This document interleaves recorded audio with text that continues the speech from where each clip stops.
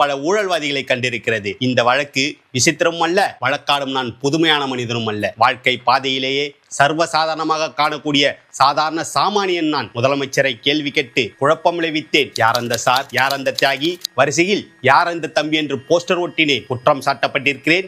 இப்படியெல்லாம் நீங்கள் எதிர்பார்ப்பீர்கள். நான் இதையெல்லாம் மறுக்கப் போகிறேன் என்று. இல்லை, நிச்சயமாக இல்லை.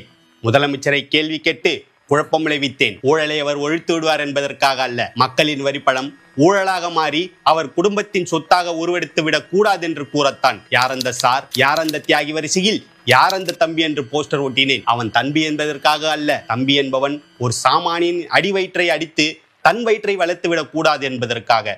உனக்கு ஏன் இவ்வளவு அக்கறை? உலகத்தில் யாருக்கும் இல்லாத அக்கறை என்று கேட்பீர்கள். நானே பாதிக்கப்பட்டேன், நேரடியாக பாதிக்கப்பட்டேன். சுயநலம் என்பீர்கள். என் சுயநலத்தில் பொதுநலமும் கலந்திருக்கிறது. ஆகாரத்திற்காக அழுக்கை சாப்பிட்டு தடாகத்தை சுத்தம் செய்கிறதே மீன். அதே போல என்னை குற்றவாளி என்கிறார்களே, இந்த குற்றவாளியின் வாழ்க்கை பாதையிலேயே கொஞ்ச தூரம் பின்னோக்கி நடந்து பார்த்தால் அவன் கடந்து வந்துள்ள காட்டார்கள் எவ்வளவு என்று கணக்கு பார்க்க முடியும். பாட்டொலிக்கும் குயில்கள் இல்லை என் பாதையில், படம் எடுத்தாடும் பாம்புகள் எழுந்திருக்கின்றன. தென்றலை தீண்டியதில்லை நான், தீயினை தாண்டியிருக்கிறேன். கேளுங்கள் என் கதையை. நீதிபதி அவர்களே, தீர்ப்பு எழுதுவதற்கு முன் கேளுங்கள். தமிழ்நாட்டிலே பிறந்தவன் நான். திருட்டு ரயில் ஏறி சென்னைக்கு வந்தவன் அல்ல நான். ஆம்படி பஸ்ஸில் அடித்து பிடித்து தொங்கிக் கொண்டு வந்தவன் நான். தமிழர்களின் தலையெழுத்துக்கு நான் என்ன விதிவிலக்கா? சென்னை அது என் உயிரை வளர்த்தது, என்னை உயர்ந்தவனாக்கியது. திருமண கோலத்தில் இருந்து என் தங்கையை காண வந்தேன். மோசடி வழக்கிலே ஈடுபட்டு இதோ குற்றவாளி கூண்டிலே உங்கள் முன் நிற்கிறானே இந்த திமுக காரன். இவன் வலையில் விழுந்தவர்களில் நானும் ஒருவன். விடியல் தருவான் என்று நம்பி என் வாழ்க்கையை பறிகொடுத்தேன். பசியால் மெலிந்தேன், நலிந்தேன். கடைசியில் பைத்தியமாக மாறினேன். காண வந்த என் தங்கையை கண்டேன், கண்ணற்ற ஓவியமாக. ஆம், கைம்பெண்ணாக. தங்கையின் பெயரோ கல்யாணி.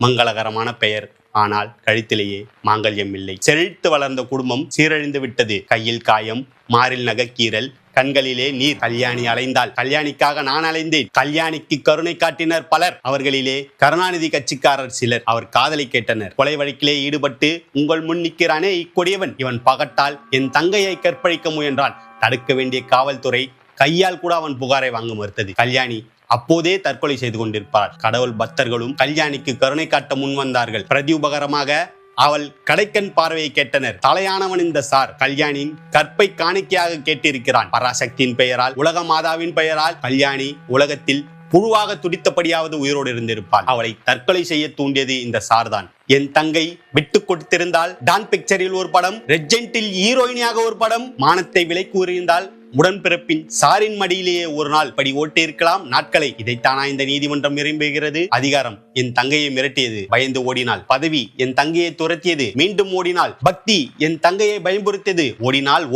வாழ்க்கையின் ஓரத்திற்கே ஓடினாள். அந்த ஓட்டத்தை தடுத்திருக்க வேண்டும், வாட்டத்தை போக்கியிருக்க வேண்டும். இந்த சட்டத்தை நீட்டுவோர் செய்தார்களா, வாழ விட்டார்களா என் கல்யாணியை? என் தங்கை கல்யாணி பாலியல் துன்புறுத்தல் தாங்காமல் தற்கொலை செய்து கொள்ள முயன்றது ஒரு குற்றம். நான் முதல்வரை கேள்வி கேட்டது ஒரு குற்றம். நான் யார் அந்த சார், யார் அந்த தியாகி, யார் அந்த தம்பி என்று வரிசையாக தமிழகம் முழுவதும் போஸ்டர் ஒட்டியது ஒரு குற்றம். இத்தனை குற்றங்களும் யார் காரணம்? கல்யாணியை கற்பழித்து அலைய விட்டது யார் குற்றம்? விதியின் குற்றமா, அல்லது விதியின் பெயரை சொல்லி வயிற்று வளர்க்கும் விடியலின் குற்றமா? பணத்தை பறிக்கும் கொள்ளை கூட்டத்தை வளர்த்து விட்டது யார் குற்றம்? பஞ்சத்தின் குற்றமா, அல்லது பஞ்சத்தை மஞ்சத்திற்கு வரவழைக்கும் திமுக காரனின் குற்றமா?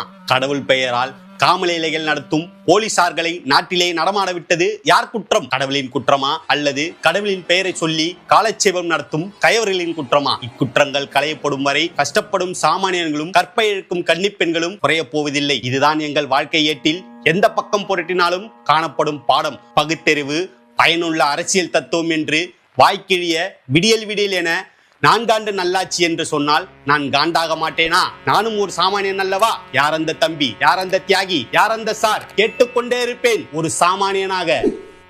முடிவில்லை, இதான் ஆரம்பம். எரியுதடி மாலா, பேனர் போடு அப்படின்னு கதறுவாங்க.